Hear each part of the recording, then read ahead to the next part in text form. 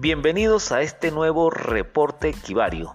En este episodio exploraremos la fascinante historia de la lucha por una jornada laboral de 8 horas diarias y 5 días laborables. Descubriremos cómo este movimiento transformó la forma en que trabajamos y vivimos.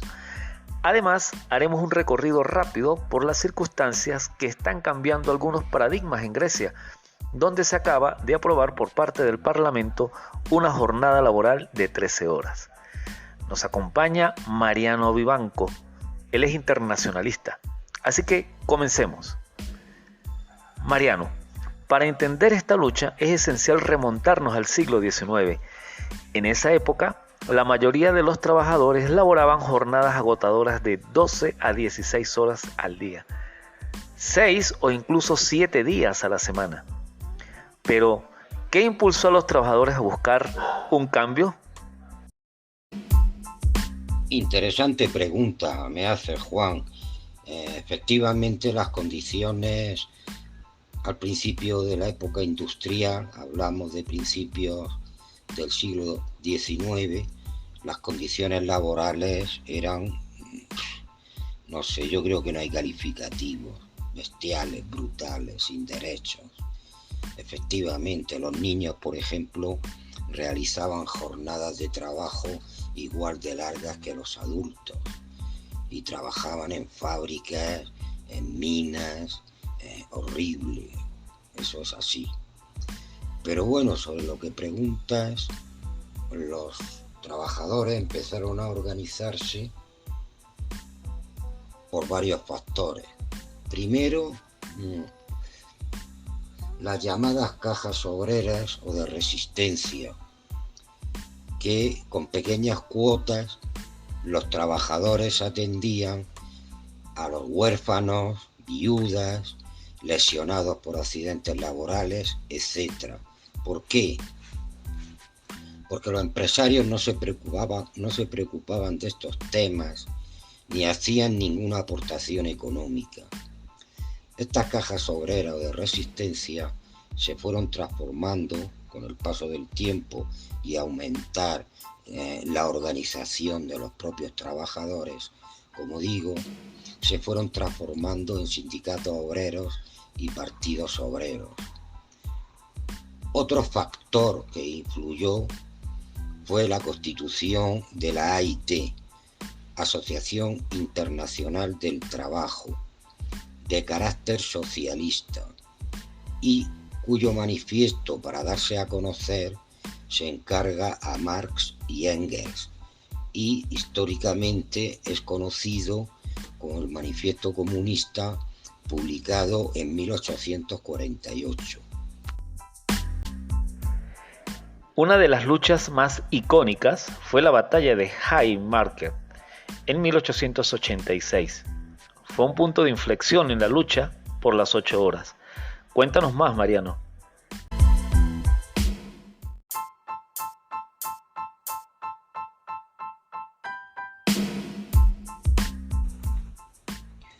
El incidente, masacre o revuelta de Haymarket fue un hecho histórico que tuvo lugar en Haymarket Square, en la plaza de Haymarket de Chicago, Estados Unidos, el 4 de mayo de 1886.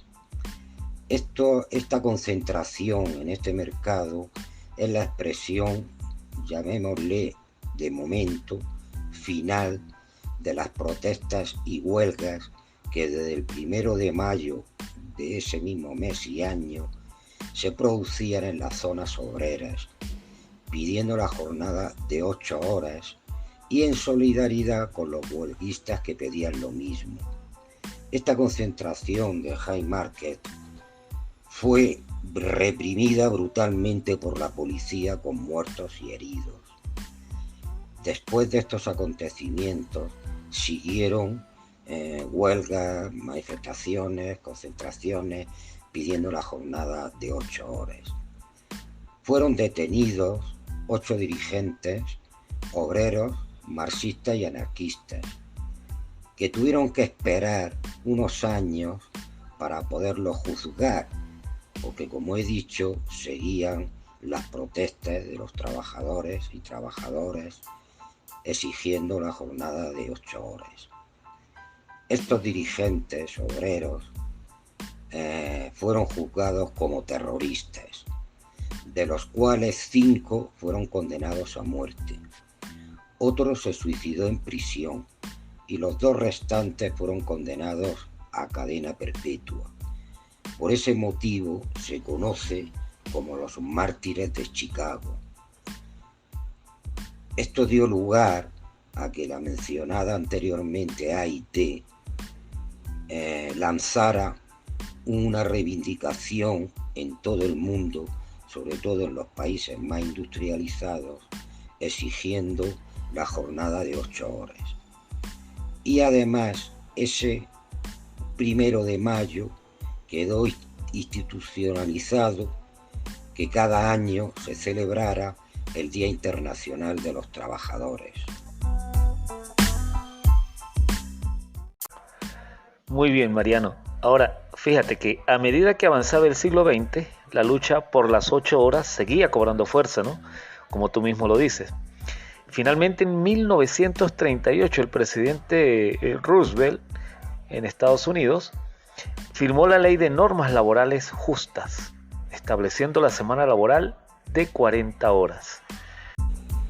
Eso que mencionas es cierto, pero también es cierto que anteriormente se consiguieron jornadas de 8 horas de trabajo en distintos países europeos, como Inglaterra, España, Alemania, etc.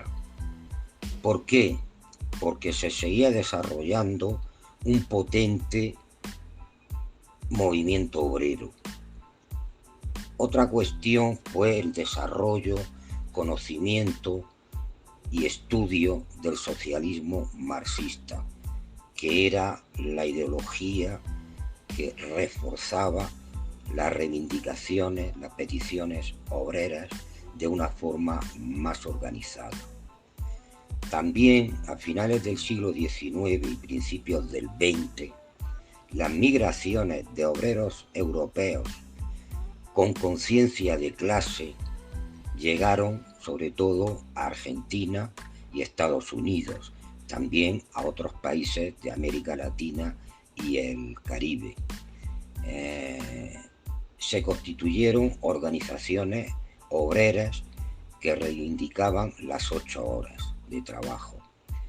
El número de 8 horas no es casual. La AIT lo planteó diciendo: el día tiene 24 horas, lo dividimos en 3 partes, o son 3 tercios, y eso nos daría una vida más justa para los trabajadores,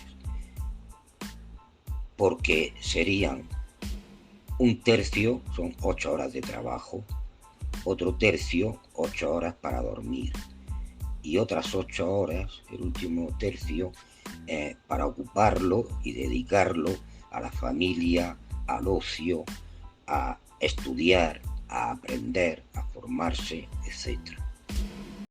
Aunque se lograron avances significativos, aún enfrentamos desafíos en la búsqueda de una jornada laboral equitativa, Mariano. La tecnología y la globalización han planteado nuevas cuestiones. Efectivamente, lo que tú planteas es muy justo y razonable. El avance de las nuevas tecnologías, de la ciencia, de la inteligencia artificial, exactamente, no tiene que servir solamente para aumentar el beneficio de los empresarios, sino ese beneficio también se debe repartir entre los trabajadores. Por eso, actualmente en los países nórdicos de Europa ya existe la jornada de 4 días, de lunes a jueves, 8 horas cada día, sin rebaja de salarios. Y se está comprobando algo curioso, y es que la producción es la misma con la jornada más larga que tenían anteriormente. Por lo tanto, no es cierto que a mayor jornada, mayor productividad. En España, hace poco que se planteó instaurar la jornada de lunes a jueves, pero por el adelanto de las elecciones generales se ha pospuesto.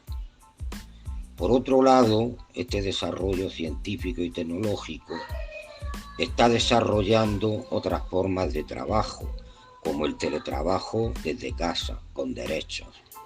Compaginar con leyes la conciliación de la vida laboral y familiar y otra experiencia interesante para una mejor vida laboral. En resumen, Mariano, la lucha por una jornada laboral de 8 horas y 5 días laborables es un testimonio de perseverancia y determinación de los trabajadores en todo el mundo. A pesar de los desafíos, la búsqueda de las condiciones laborables justas continúa. El pasado 22 de septiembre nos llegaron noticias sobre la aprobación de una jornada de trabajo diaria de 13 horas por parte del Parlamento griego, echando por la borda y pretendiendo ignorar los logros que hemos hablado anteriormente, ¿no?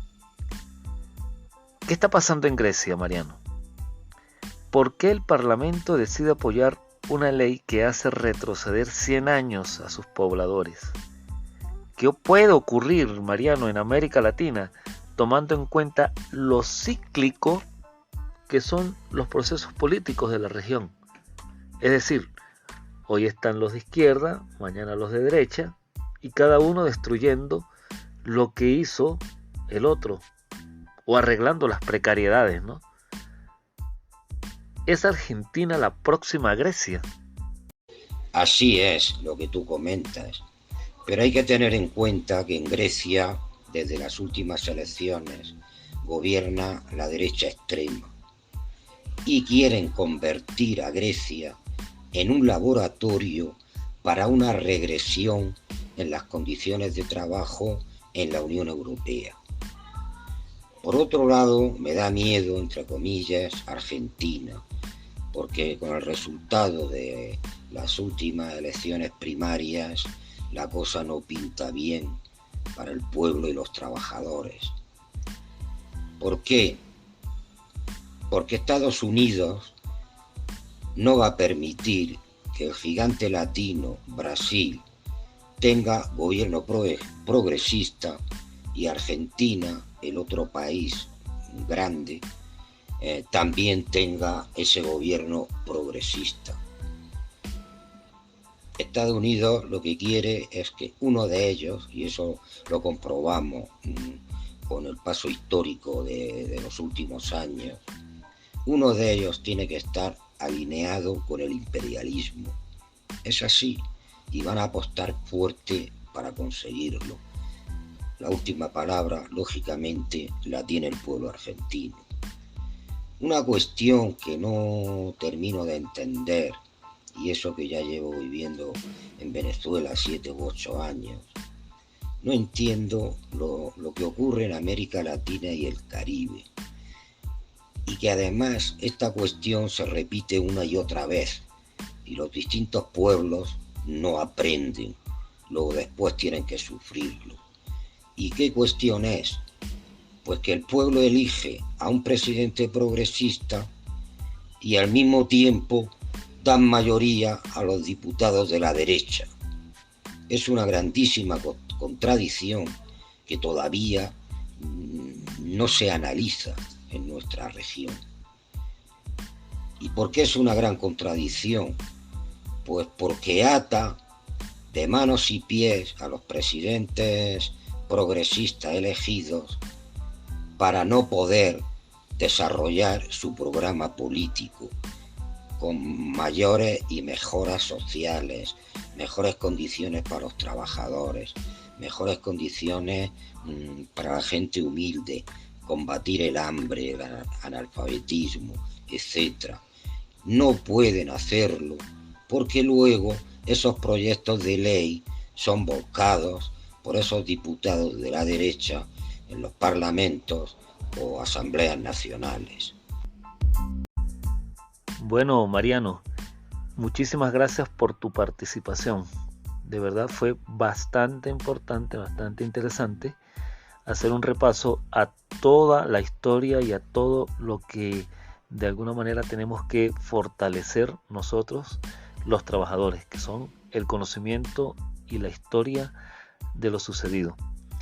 Tus palabras de despedida, Mariano. Gracias a ti, Juan, por esta oportunidad. Considero muy interesante el programa. Entonces, solo decirte que estoy a tu disposición para cualquier otro programa que consideres que yo puedo hacer mi humilde aportación. ¿De acuerdo? Venga, gracias de nuevo, Juan. Bueno, amigos y amigas, es todo por hoy.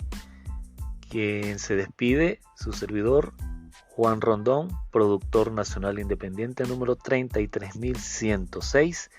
Si te ha gustado este episodio, no olvides suscribirte y dejar una reseña. Hasta la próxima.